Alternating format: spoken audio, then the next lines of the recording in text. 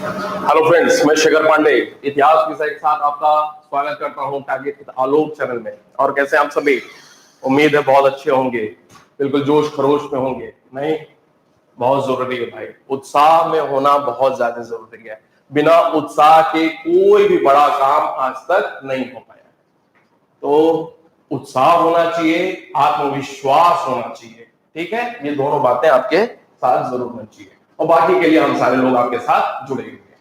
देखो, पिछले क्लास में मैंने आपको बताया हुआ था कि जीएस में क्या क्या सब्जेक्ट्स आते हैं, फिर उन सब्जेक्ट्स में कितने वेटेज हैं, कितने नंबर के कौन से पार्ट शामिल किए गए हैं पेपर्स पॉइंट ऑफ व्यू से अगर देखा जाए तो। उस कड़ी में मैंने इतिहास विषय के संदर्भ में बताया था कि किसी भी उत्तर प्रदेश की परीक्षा में अगर सामान्य अध्ययन की बात करें तो तकरीबन 20% के आसपास प्रश्न इतिहास विषय से ही पूछे जाते हैं। ये पक्की बात है। कभी एक प्रश्न ज्यादा हो गया, एक दो प्रश्न ज्यादा हो गया, कभी एक दो प्रश्न कम रह गया, यही रहता है मोटे तौर पे लगभग 20% प्रश्न।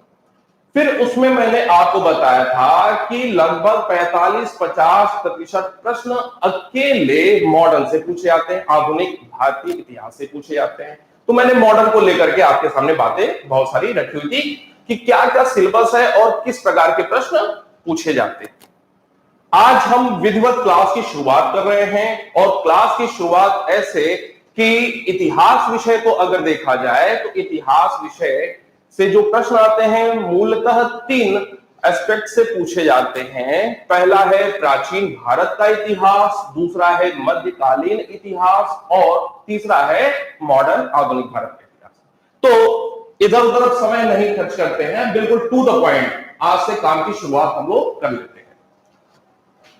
देखो, आपका जो प्राचीन भारत का इतिहास टॉपिक है, प्राचीन भारत का इतिहास टॉपिक में सिलेबस क्या है, आपको किन किन मुद्दों से, किन किन टॉपिक से प्रश्न पूछे जाते हैं, पूछे जा सकते हैं। तो हम सीधे सीधे कुछ सिलेबस की बात शुरू करते हैं। आपको सिलेबस पता होना बहुत जरूरी है। और मैं एक बात बताऊं कि आपकी जो परीक्षा ये होने वाली है, तो मैंने पहले भी कहा था, आज भी फिर कह रहा हूं, आगे भी कहता रहूंगा कि समझने के साथ साथ उससे भी ज्यादा शायद जरूरी है कि आपको तथ्य याद होना चाहिए, क्योंकि परीक्षा में समझ वाले प्रश्न नहीं आएंगे बल्कि तथ्यात्मक प्रश्न आएंगे और तथ्य आपको सीधे सीधे याद होना चाहिए।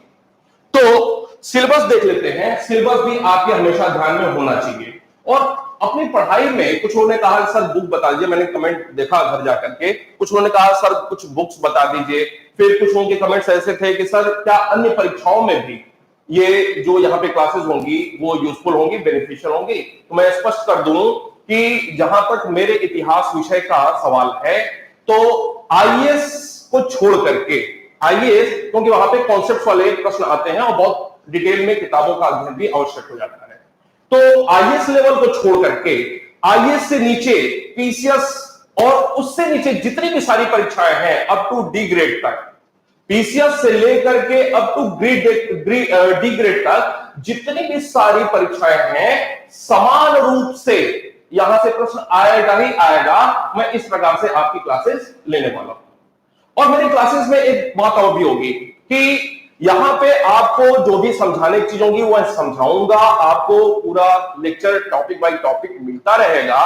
इसके साथ साथ प्रत्येक टॉपिक जब भी खत्म होगा, प्रत्येक टॉपिक से संबंधित आपको पीडीएफ नोट्स भी मिलता चला जाएगा। मुझे लगता है कि कल या परसों से आपको नोट्स मेरे विषय का मिलना शुरू हो जाएगा। उसके साथ साथ जैसे ही आपका एक टॉपिक कंप्लीट होगा, प्रत्येक टॉपिक से संबंधित 50 प्रश्न मैं आपको उपलब्ध कराता चला जाऊंगा। प्रत्येक टॉपिक जैसे ही खत्म होगा तो प्रत्येक टॉपिक से संबंधित 50 प्रश्न मैं आपको तुरंत अभ्यास प्रश्न आपको मैं उपलब्ध कराता चला जाऊंगा। तो ऐसे अगर देखें तो 10-12 टॉपिक निकल करके आएंगे और तकरीबन 1000 के आसपास प्रश्न जैसे जैसे आप एनसीएन कंप्लीट करते जाएंगे वैसे वैसे वो आपके पास पहुंच जाएगा। ये तो हो गया टॉपिक बाय टॉपिक। दूसरा काम क्या करूंगा कि जैसे ही पूरा का पूरा आपका एनसीएन कंप्लीट होगा, जैसे ही आपका एंशिएंट अर्थात प्राचीन भारत का इतिहास ये टॉपिक आपका कंप्लीट होगा, तो आपको मैं टेस्ट भी लूंगा और टेस्ट के अलावा कुछ अलग से भी प्रश्न मैं इधर उधर से इकट्ठा करके जो आपके मतलब का होगा वो मैं कराऊंगा। और यही प्रक्रिया मैनुअल साथ होगा और यही प्रक्रिया मॉडर्न के साथ होगा। इसके साथ साथ रोज की रोज क्लास की बात किया जाए, मैं अपनी स्ट्रेटजी बता दे रहा हूं आज मैं कैसे काम करने वाला हूं। रोज जो भी क्लास होगी, जैसे आज मैंने जो भी कुछ पढ़ाया है, जब मैं कल आऊंगा तो तकरीबन 40-45 मिनट की जो भी क्लासेस रहेंगी, तो शुरू के 10 मिनट मैं आज जो भी कुछ पढ़ाऊंगा उससे संबंधित जो भी 10, 15, 20 महत्वपूर्ण प्रश्न होंगे, रोज के रोज मैं आपको तैयार कराता चला जाऊंगा। उम्मीद आपसे यही रखूंगा कि आप जो भी कुछ आपको रोज पढ़ाया जा रहा है, रोज का रोज तैयार कर लें, याद कर लें, ताकि कल जब मैं आऊंगा सुबह क्लास के लिए तो जो भी 15-20 प्रश्न मैं आपको लिखूंगा, आप उनके उत्तर यहां पे मुझे कमेंट के माध्यम से लिखते चले जाएं। मैं उत्तर लिखता चला जाऊंगा और मुझे विश्वास होता चला जाएगा कि मेरे साथ साथ आप भी ईमानदारी बरत रहे हैं, रोज के रोज काम अपने कर रहे हैं। क्लियर? लास्ट में जाकर के जब आपका पूरा कोर्स कंप्लीट हो जाएगा तो लास्ट में जाकर के अलग से 5-6 दिनों की एक पूरा रिवीजन बैच चलाएंगे। उसमें क्या होगा कि जो भी कुछ हम इधर 2-2.5 महीनों में पढ़ाई करेंगे, तो लास्ट के जब आपका पेपर नजदीक आ जाएगा समय, तो एक पूरा का पूरा 5-6 दिन का क्लास चलाएंगे और उसमें दोबारा से एक रिवीजन आपकी करा दिया करेंगे। ये तो एक बात होगी। उसके अलावा आपका टेस्ट पेपर वगैरह लगातार चलता रहेगा लास्ट 10 दिनों में, और उम्मीद यही हम सारे करेंगे कि इससे अच्छी कहीं क्लास नहीं हो सकती है और इससे अच्छी आपकी तैयारी नहीं हो सकती है। तो बिल्कुल विश्वास बनाए रखें अपने टीचर्स पे, हम सारे लोगों पे, और रोज के रोज काम करना शुरू करें। चलो शुरू करते हैं। तो प्राचीन भारत में देखते हैं सिलेबस। पहला जो टॉपिक है यहां पे पढ़ने के लिए वो है what are the sources to know about ancient Indian history, अर्थात प्राचीन भारतीय इतिहास के अध्ययन के स्रोत क्या क्या है हमारे पास। बिल्कुल इत्मीनान से धीरे धीरे हम क्लास की शुरुआत करेंगे ताकि आप मुझे समझ लें, मैं आपके तरीके को समझ लूं, एक दूसरे को हम लोग समझ लें, और 2-4 दिन ये समझने की प्रक्रिया हो जाए। मेरे पढ़ाने के तरीके से जब आप परिचित हो जाए तो थोड़ा सा गति हम लोग बढ़ा लेंगे। फिलहाल बिल्कुल धीरे धीरे काम शुरू करते हैं। अध्ययन के स्रोत क्या है मैं बताऊंगा। अध्ययन के स्रोत में स्रोत 2 प्रकार के होते हैं किसी भी समय काल की जानकारी के लिए, एक चाहे वो लिटरेचर फॉर्म में हो या एक दूसरा आर्कियोलॉजी फॉर्म में हो। अर्थात स्रोत 2 प्रकार के, साहित्यिक स्रोत और पुरातात्विक स्रोत। अभी हम देखेंगे, उस पर डिस्कस करेंगे। दूसरा जो टॉपिक है वो है पाषाण काल। पाषाण काल, पाषाण काल को 3 भागों में बांटा गया है। कैसे कैसे भाई वो देख लेते हैं। पूरा पाषाण काल, मध्य पाषाण, नवपाषाण, ये 3 भागों में पाषाण काल को बांटा गया है। आमतौर पे यहां से प्रश्न नहीं आता है, लेकिन हम लोग इस टॉपिक को देखेंगे और तकरीबन 10-15 मुद्दे यहां पे बनते हैं आपकी परीक्षा पॉइंट ऑफ व्यू से। ठीक है। पाषाण काल के साथ साथ एक और मुद्दा निकल करके आ जाता है ताम्र पाषाण, ताम्र पाषाण संस्कृति। इसमें हड़प्पा सभ्यता के पैरेलल या हड़प्पा सभ्यता के ठीक बाद, हड़प्पा सभ्यता के पतन के बाद कुछ लोग माइग्रेट कर जाते हैं अलग अलग क्षेत्रों में, तो उनसे संबंधित कुछ संस्कृतियां, कुछ कल्चर निकल करके आते हैं, जिनमें एक है आहार संस्कृति, एक है कायथा, एक है मालवा, एक है जोरवे। ऐसे कुछ संस्कृतियां निकल करके आएंगी और कभी कभी एक प्रश्न यहां से बनता है, हमेशा नहीं, कभी कभी एक प्रश्न बनता है। इसके बाद अगला जो हमारा टॉपिक है that is Indus valley civilisation. Sindhu घाटी सभ्यता पहले कहा जाता था इस टॉपिक को, लेकिन वर्तमान में इस टॉपिक का नाम हड़प्पा सभ्यता के नाम से ही जाना जाता है। हड़प्पा सभ्यता जब हम पढ़ेंगे तो मैं बताऊंगा आपको कि आखिर सिंधु घाटी सभ्यता अब क्यों नहीं कहा जाता है। इसके साथ साथ एक बात और जानने की जरूरत है कि अगला जो टॉपिक है वो है वैदिक काल, या इसको वैदिक संस्कृति बोला जाता है। वैदिक काल या वैदिक संस्कृति। वैदिक सभ्यता नहीं बोला जाता, ध्यान में रखेंगे। तो एक प्रश्न निकल करके आता है कि भाई हड़प्पा को संस्कृति न बोल करके सभ्यता कहा जा रहा है, जबकि वैदिक को सभ्यता न कह करके संस्कृति बोला जा रहा है। ऐसा क्यों? इसका मतलब कुछ न कुछ अंतर है दोनों में। सभ्यता और संस्कृति में आमतौर पे हम अपने बोलचाल, दैनिक बोलचाल की भाषा में दोनों को समानांतर यूज करते हैं, लेकिन दोनों में बहुत बड़ा अंतर है। संस्कृति का मतलब यह है कि हम जिन परिवेश में अभी जीवन जी रहे हैं, अर्थात हमारी वर्तमान सामाजिक, धार्मिक, आर्थिक जो भी तौर तरीके हैं जो प्रचलन में है, that is known as culture. और यही कल्चर, यही संस्कृति जब अपने एक चरम पे, एक्सट्रीम पे पहुंच करके पतन हो जाती है, अंत हो जाता है, तो यही पतन उन्मुख संस्कृति ही सभ्यता के नाम से जानी जाती है। And of a culture that is known as civilisation. Okay, आगे बढ़ जाते हैं। वैदिक संस्कृति को दो भागों में बांटा जा सकता है अध्ययन की सुविधा से। पहला है पूर्व वैदिक काल, जिसे ऋग्वैदिक काल भी कहा जाता है, ऋग्वैदिक काल। और दूसरा उत्तर वैदिक काल, उत्तर वैदिक। ऋग्वैदिक काल पूर्व वैदिक काल को इस वजह से कहा जाता है क्योंकि इस समय काल, ये कब से कब तक का है समय काल? 1500 से 1000 ईसा पूर्व।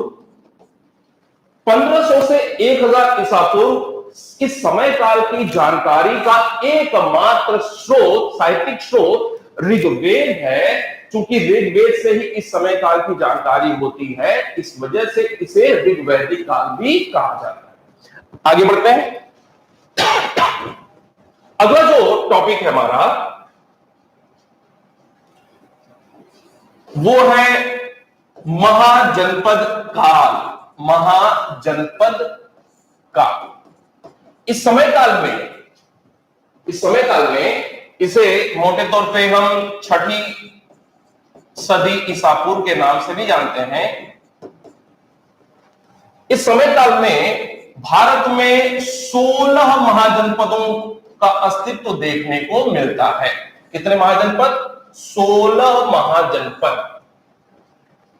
बहुत बार परीक्षा में पूछा हुआ है कि इन 16 महाजनपदों की जानकारी किस साहित्य से होती है, किस पुस्तक से होती है? तो एक प्रमुख बौद्ध साहित्य है अंगुत्तर निकाय। अंगुत्तर निकाय से इन 16 महाजनपदों की प्रामाणिक जानकारी मिलती है। इसके साथ साथ इस समय काल में भारत में 10 गणराज्यों का भी अस्तित्व दिखाई पड़ता है। कितने गणराज्य? 10 गणराज्य। जब आएगा डिटेल में देखते चले जाएंगे। इसके अलावा इस समय काल में भारत में बौद्ध धर्म, गौतम बुद्ध नाम जानते होंगे, एंड जैन धर्म का भी विकास देखने को मिलता है। जैन धर्म इस समय काल के ठीक कुछ ही समय बाद भारत में 2 आक्रमण होते हैं, विदेशी आक्रमण होते हैं। कुछ लोगों को ये कंफ्यूजन रहता है कि भारत में जो पहला विदेशी आक्रमण हुआ था वो सिकंदर या यूनान के द्वारा हुआ था, जो कि गलत है। भारत में पहला जो विदेशी आक्रमण हुआ था दैट वाज बाय फारस, ईरान के द्वारा हुआ था। ईरानी लोगों के द्वारा भारत में पहला अटैक देखने को मिलता है और उसके बाद यूनानियों की ओर से अर्थात सिकंदर का आक्रमण देखने को मिलता है। यह कुछ इस समय काल से संबंधित सिलेबस है, देखेंगे। आगे बढ़ते हैं। इसके बाद जो अगला टॉपिक है वो है मौर्य साम्राज्य। मौर्य साम्राज्य इतिहास में देखिए विषय वस्तु पढ़ने के लिए बहुत सारे, बहुत टाइम लगता है, लेकिन हम लोगों ने बहुत अच्छे तरीके से अध्ययन किया हुआ है, बहुत अच्छे नोट्स बनाए हुए हैं। मैं पूरी कोशिश करूंगा कि अपना हैंड रिटेन नोट्स ही आपको उपलब्ध कराऊं। बहुत काम का है। उम्मीद करूंगा कि सिर्फ 1 या 2 प्रश्न ही मिस हो सकता है, नहीं तो लगभग सारे प्रश्न वहीं से मिल जाएंगे आपको। मौर्य साम्राज्य की शुरुआत चंद्रगुप्त मौर्य के द्वारा हुई थी। किसके द्वारा? चंद्रगुप्त मौर्य के द्वारा। इसके बाद जो अगला राजा हुआ दैट वाज बिंदुसार। कौन भाई? बिंदुसार। तो बिंदुसार जो कि चंद्रगुप्त मौर्य का बेटा था, अगला मौर्य राजा हुआ। बिंदुसार के बाद अगला जो मौर्य राजा था उसका नाम था अशोक। इसके बाद बहुत सारे 4-5 राजा देखने को मिलते हैं, मतलब के नहीं हैं, लेकिन जो अंतिम मौर्य राजा है जिसका नाम है बृहद्रथ, ये महत्वपूर्ण हो जाता है क्योंकि इसके सेनापति जो कि एक ब्राह्मण था पुष्यमित्र शुंग, उसने इनकी हत्या करके मौर्य डायनेस्टी का अंत कर दिया था। मौर्य साम्राज्य इनके साथ ही अंत कर जाता है और मौर्य के बाद भारत में मौर्योत्तर काल की शुरुआत हो जाती है। एक नए साम्राज्य शुंग साम्राज्य की या शुंग वंश की स्थापना हो जाती है। तो अगला हमारा टॉपिक होगा मौर्योत्तर काल। मौर्योत्तर का मतलब लेटर मौर्य अर्थात मौर्य प्लस उत्तर। उत्तर का मतलब होता है बाद, मौर्यों के बाद का काल, मौर्योत्तर काल। मौर्योत्तर काल में दो बातें देखने को मिलती हैं। पहला तो ये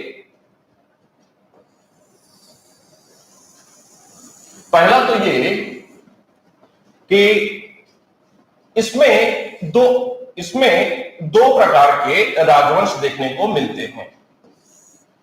पहला, ऐसे लोग जो मूल रूप से भारत देश के ही रहने वाले थे, तो उनको कहा जाता है देसी मूल के राज्य।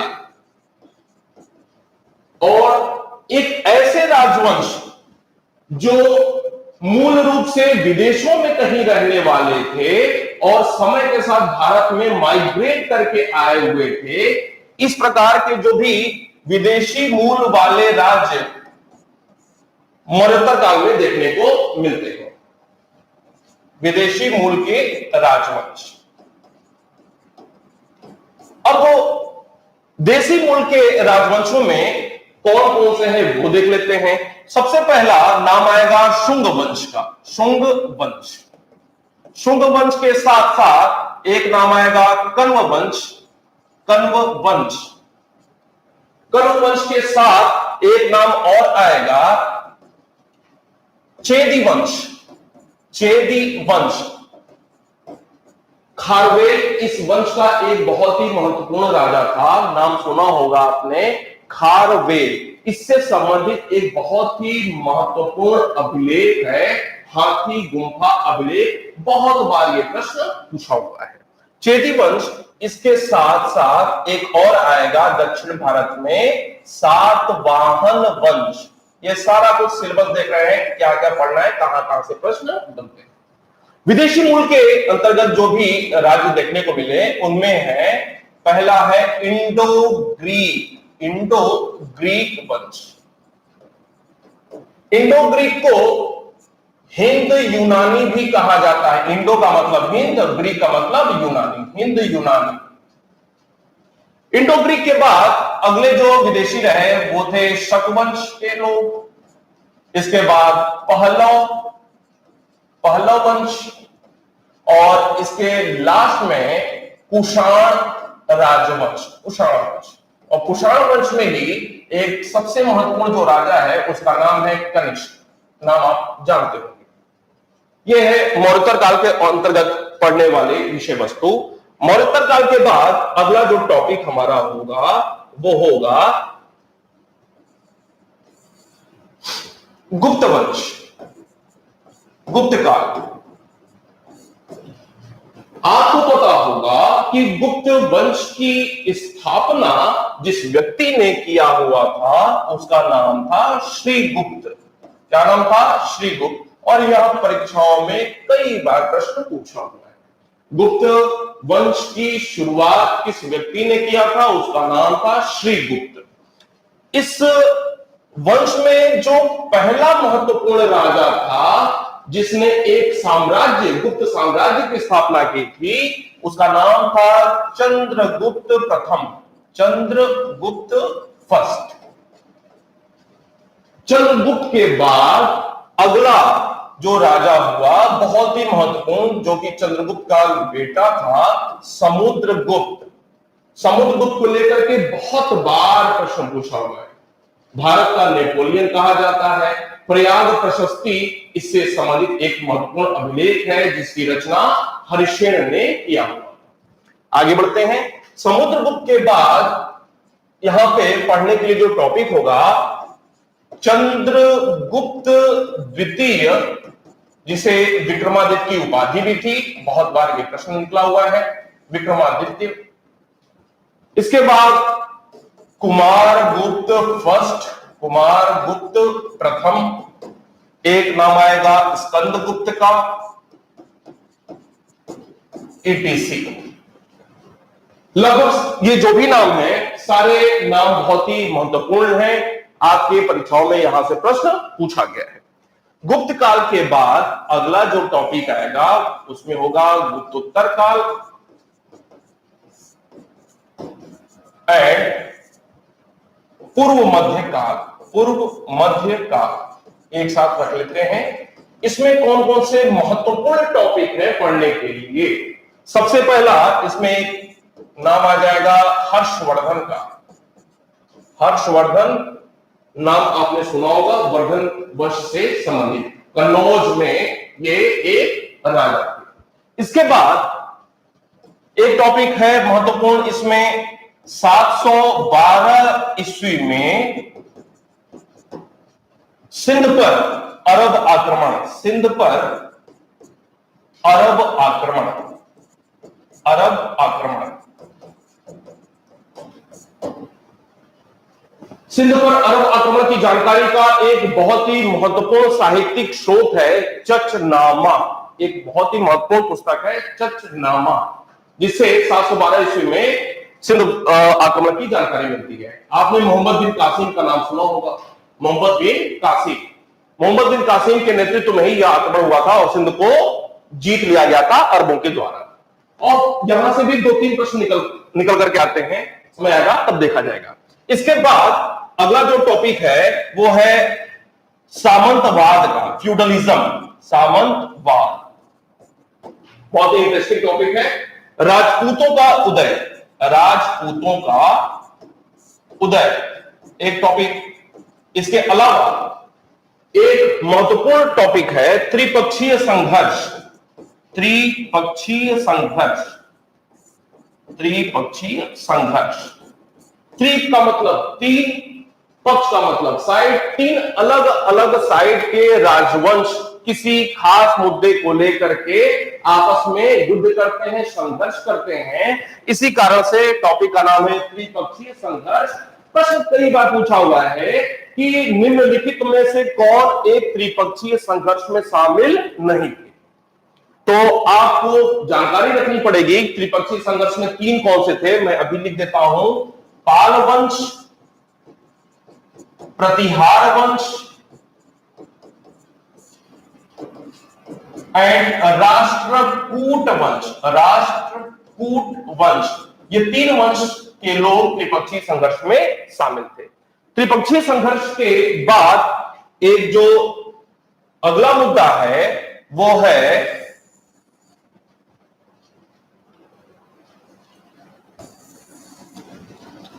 त्रिपक्षीय संघर्ष के बाद जो अगला मुद्दा है वो है भारत में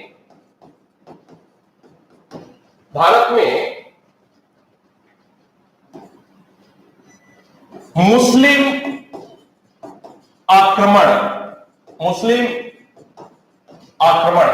इसमें दो पक्ष निकलते हैं।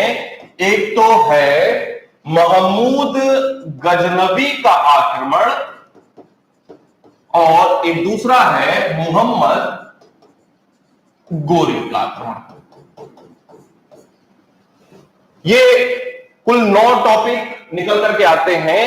एक लास्ट जो टॉपिक होगा वो सीधे सीधे होगा दक्षिण भारत का इतिहास, दक्षिण भारत का इतिहास।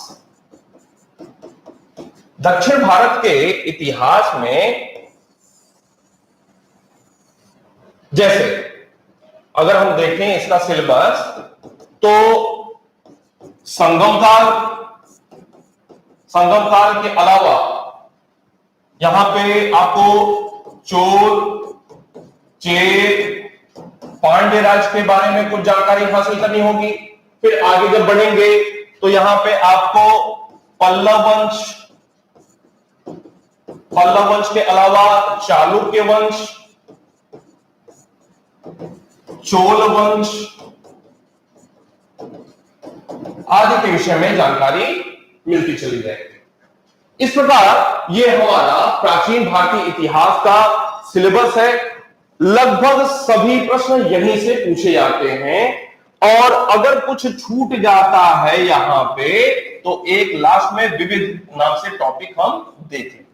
यह भाइयों आपका सिलेबस है प्राचीन भारत का। यहां से प्रश्न पूछे आते हैं। हम शुरुआत करते हैं पहले टॉपिक से। आपको बताते हैं कि जो पहला टॉपिक है हमारा वो है प्राचीन भारतीय इतिहास के अध्ययन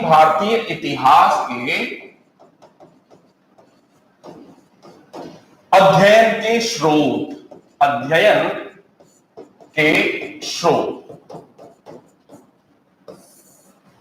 मित्रों, हमारी पढ़ाई अब से शुरू हो जाती है और जो भी कुछ मैं आपको आज बताऊंगा, उम्मीद यही करूंगा कि आप टॉपिक बाय टॉपिक अपने खुद के नोट्स बनाते चले जाएंगे। यहां से आपको नोट्स जरूर उपलब्ध होगा, लेकिन आपकी कलम भी लगातार चलते रहना चाहिए।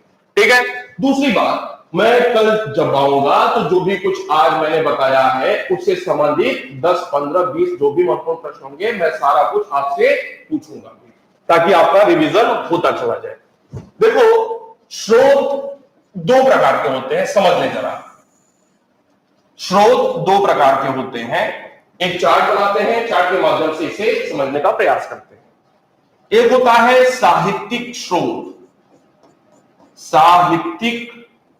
स्रोत और एक होता है पुरातात्विक स्रोत।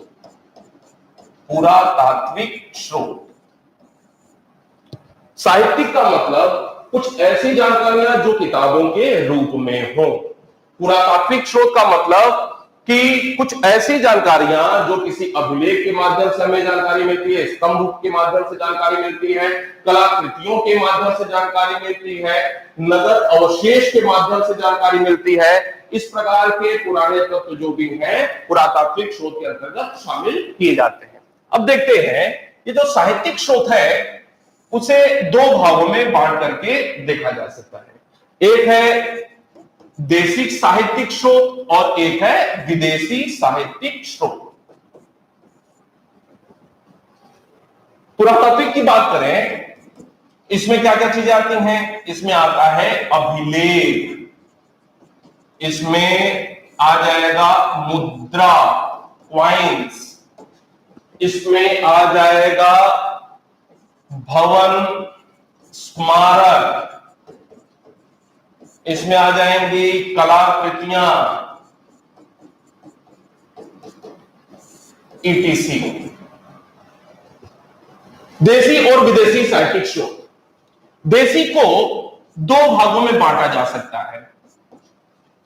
एक धार्मिक, ऐसी देशी साहित्य जिनका संबंध सीधे सीधे धर्म से है, जैसे वेद, ब्राह्मण ग्रंथ, उपनिषद वगैरह वगैरह, रामायण, महाभारत, ये सारे देशी धार्मिक साहित्य के अंतर्गत आते हैं। और एक दूसरा होगा, वो होगा गैर धार्मिक। गैर धार्मिक को धर्मेतर भी कहा जाता है। इसे लौकिक साहित्य भी कहा जाता है। लौकिक का मतलब आम लोगों में प्रचलित, जिसका धर्म से संबंध नहीं। जैसे ऐसे बहुत सारी किताबें हैं, जैसे चाणक्य ने एक पुस्तक लिखी थी, आपको पता होगा, अर्थशास्त्र, धर्म से संबंधित किताब नहीं है। इस प्रकार की प्राचीन काल में अगर देखा जाए परीक्षा पॉइंट से 25 से 30 किताबें हैं। मैं आपको नोट करा दूंगा, आप उनके लेखकों के नाम के साथ उन्हें याद करें। अब आते हैं धार्मिक पे। मैं इनको थोड़ा सा मिटाता हूं, ऊपर लिखता हूं। धार्मिक पे देसी धार्मिक साहित्य, देसी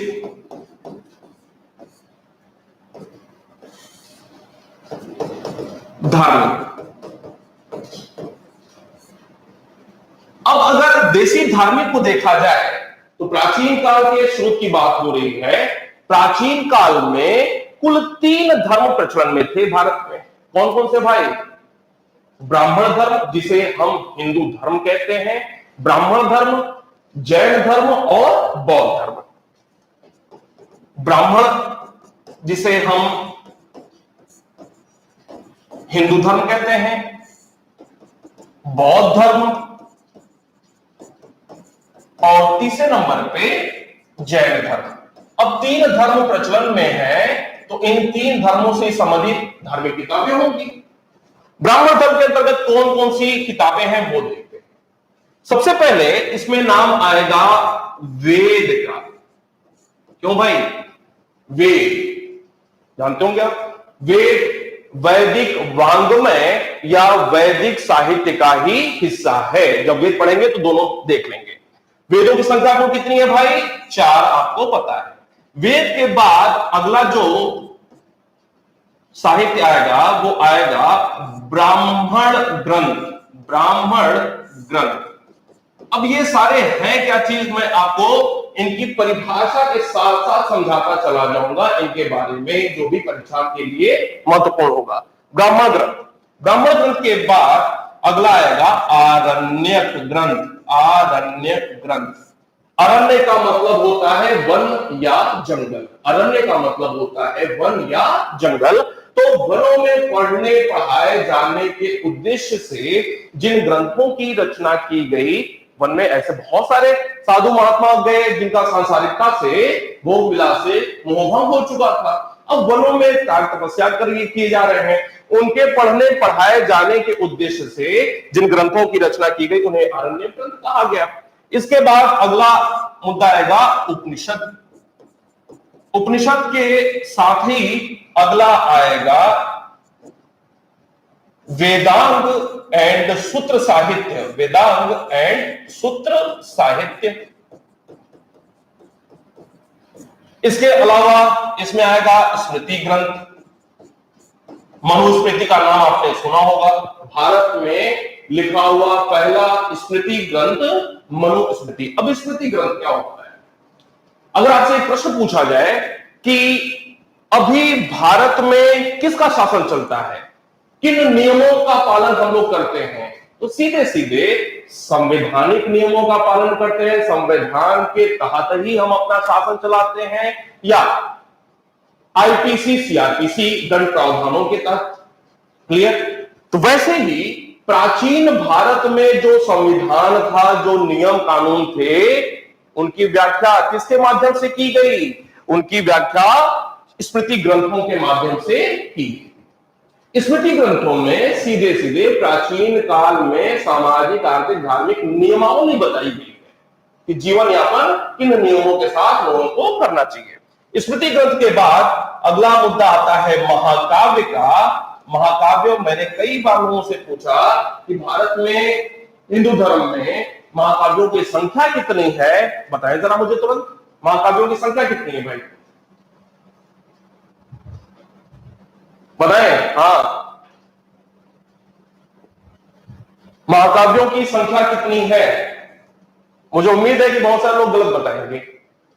महाकाव्यों की संख्या कोई 18, कोई 8, कोई 2, 16, 18।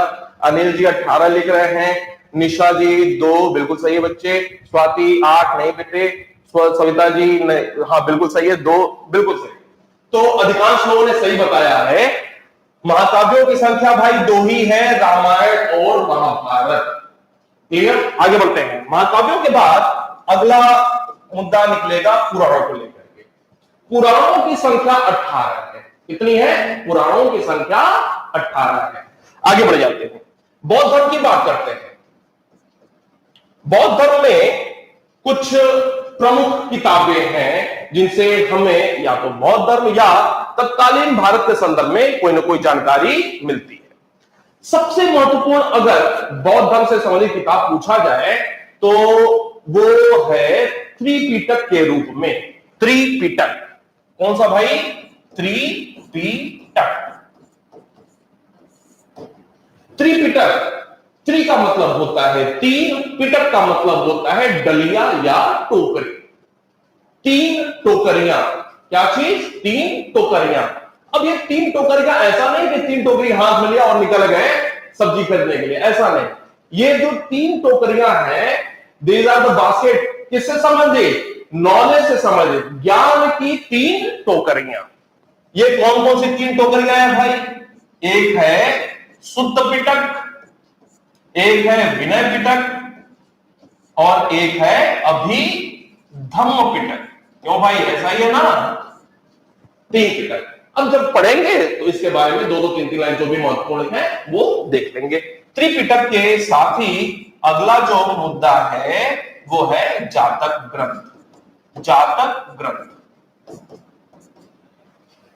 जातक ग्रंथ में बुद्ध के पूर्व जन्मों की काल्पनिक कथाएं मिलती हैं। अब मैं इस जीवन में शेखर पांडे हूं, अब पिछले जन्म में, उसके पिछले जन्म में, उसके पिछले जन्म में मैं किस किस रूप में था या नहीं था, हवाओं में ही तैर रहा था, किसको पता है? तो सीधे सीधे जातक ग्रंथ में बुद्ध के पूर्व जन्मों की कहानियां बताई गई हैं। किस प्रकार की हैं? काल्पनिक कहानियां हैं। आगे बढ़ते हैं। अगला एक मुद्दा होगा यहां पे अंगुत्तर निकाय का। अंगुत्तर निकाय, अंगुत्तर निकाय। मैंने बताया महाजनपद काल के दौरान 16 महाजनपद के बारे में हमें पढ़ना है। तो उन 16 महाजनपदों की जानकारी का स्रोत क्या है भाई? अंगुत्तर निकाय। क्लियर? आगे बढ़ जाते हैं, इसको मिटाते हैं जरा।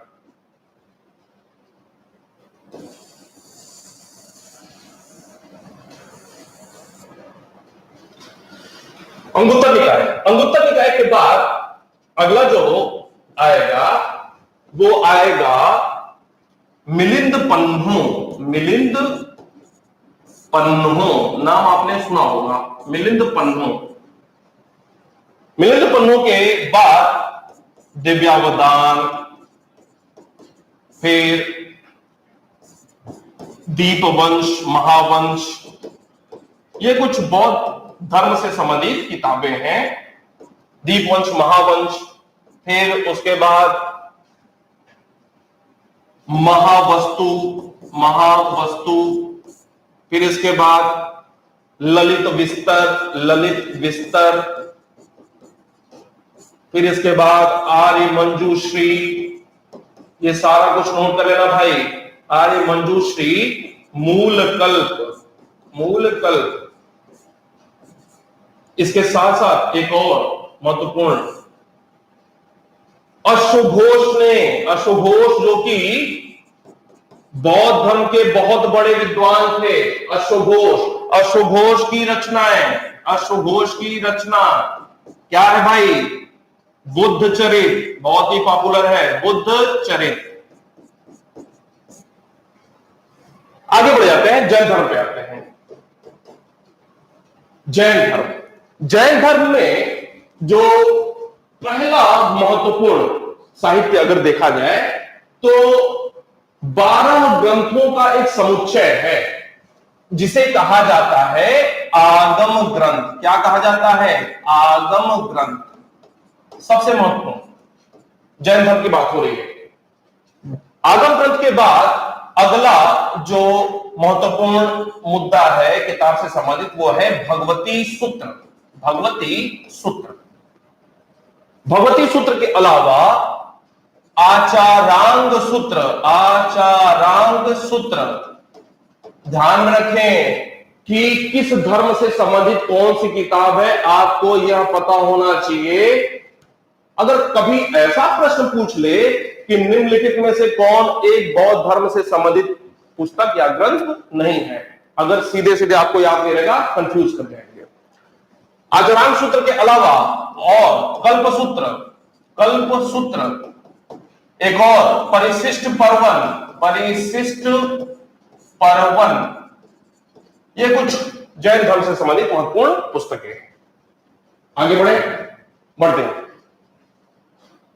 परिशिष्ट पर्वत, ये सारा कुछ हमारा हुआ देसी धार्मिक साहित्य से संबंधित। लौकिक साहित्य में 25-30 आएंगे, हम नोट कर लेंगे बाद में से। अगर बात किया जाए विदेशी साहित्य की, विदेशी साहित्य में ध्यान रखेंगे ऐसे कुछ विदेशी जो कि कभी भारत में आए, भारत को देखा, भारत के बारे में कुछ बातें बताएं, लिख करके बताएं किताबों के माध्यम से, या कुछ ऐसे विद्वान जो कि अपने देश में ही रहे, भारत के बारे में सुना, पढ़ा और कुछ लिखा। इस दो प्रकार के विदेशी लोग देखने को मिलते हैं। अब भारत में आने वाले विदेशियों का एक क्रम रहा है। सबसे पहले भारत में जो लोग आते हैं, घूमने फिरने की बात हो रही है, तो ऐसे लोगों में पहला नाम देखने को मिलता है इनका, यूनानी लोगों का। दूसरे नंबर पे आते हैं चीनी, चाइनीज लोग, चीनी यात्री। और तीसरे नंबर पे आते हैं अरबी फारसी लोग, अरबी फारसी। अब यूनानियों में देखा जाए तो कौन कौन से लोग हैं, बिल्कुल क्रम से बता रहा हूं, ध्यान रखेंगे, बिल्कुल क्रम से बता रहा हूं, और जो भी लिखेंगे वो क्रम में रहेगा, आगे पीछे नहीं होगा, क्योंकि कई बार परीक्षाओं में क्रम से लगाने के लिए भी आ जाता है। यूनानी स्रोतों की अगर बात किया जाए तो पहला जो नाम आएगा वो नाम आएगा हेरोडोटस का। नाम आपने सुना होगा, जिसे इतिहास का पिता कहा जाता है, फादर ऑफ हिस्ट्री, और जिनकी पुस्तक है हिस्टोरिका। इसके अलावा एक नाम आता है टेसियस का। इसके अलावा एक नाम आएगा नियार्कस का, नियार्कस। एक नाम आएगा अनेसीक्रिटीज, अनेसीक्रिटीज। एक नाम आएगा अरिस्टोबुलस, अरिस्टोबुलस।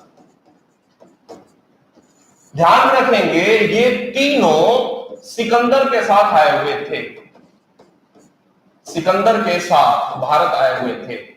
इसका मतलब हेरोडोटस और टेसियस सिकंदर के पहले के हैं। फिर एक नाम आएगा मेगास्थनीज का, नाम सुना होगा आपने। एक नाम आएगा डाइमेकस का, डाइमेकस। एक नाम आएगा डायनोसियस का, डायनोसियस।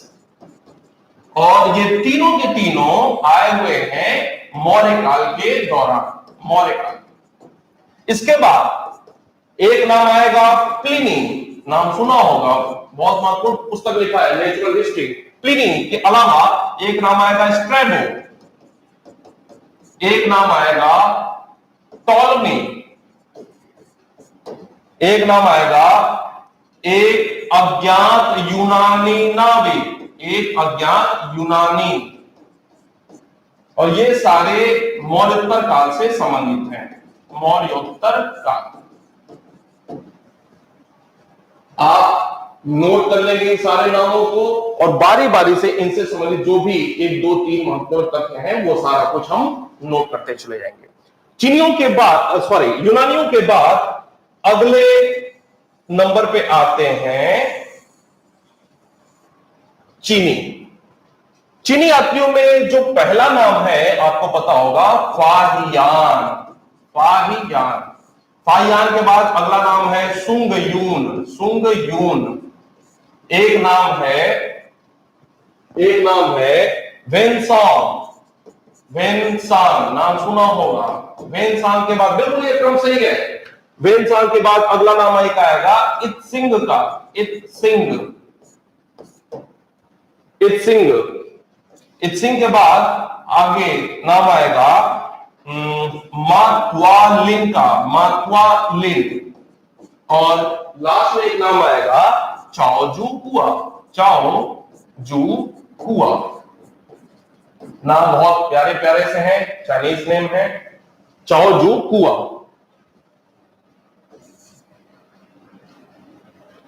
चाओजू हुआ। लास्ट में अरबी फारसी पे आते हैं।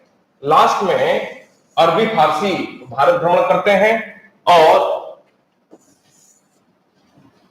इनसे संबंधित 3-4 नाम देखने को मिलते हैं।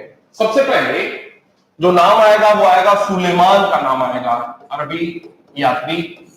सुलेमान के बाद एक नाम आएगा अल मसूदी का, बगदाद इराक का रहने वाला था। एक नाम आएगा अल बरूनी का। अल बरूनी के बारे में आपने नाम सुना होगा, कुछ जानते भी होंगे। इनकी पुस्तकों के नाम पूछे गए हैं पहली परीक्षाओं में। जो सबसे महत्वपूर्ण इनकी पुस्तक एक है वो है तहकीकात-ए-हिंद। तहकीकात-ए-हिंद, जिसे किताब उल हिंद के नाम से भी जाना जाता है। अल बरूनी के अलावा एक नाम आएगा फिरदौसी का, एक नाम आएगा परीक्षा पॉइंट ऑफ व्यू से उद्वी का, ईटीसी। जब इतना हो जाएगा तो फिर लास्ट में हम देख लेंगे पुरातात्विक शोध के बारे में, जिसमें अभिलेख, भारत में अभिलेख महत्वपूर्ण कौन कौन से अभिलेखों की शुरुआत कब से होती है, वैश्विक दृष्टि से भी और भारतीय दृष्टि से भी। फिर उसके बाद हम देख लेंगे मुद्रा, कॉइन्स। भारत में मुद्रा की शुरुआत कब से हुई है, आपको मैं बता दूं कि महाजनपद काल के दौरान ही भारत में मुद्राओं की शुरुआत देखने को मिलती है। प्राचीनतम जो पहली मुद्राएं हैं उन्हें आहत या पंचमांद कॉइन्स कहा जाता था। बेसिकली चांदी की बनी होती थी और थोड़ी बहुत मात्रा में तांबे की भी देखने को मिलती है। कुछ इस प्रकार के भवन स्मारक देखेंगे, मंदिर निर्माण शैली देख लेंगे, मूर्ति निर्माण शैली देखेंगे।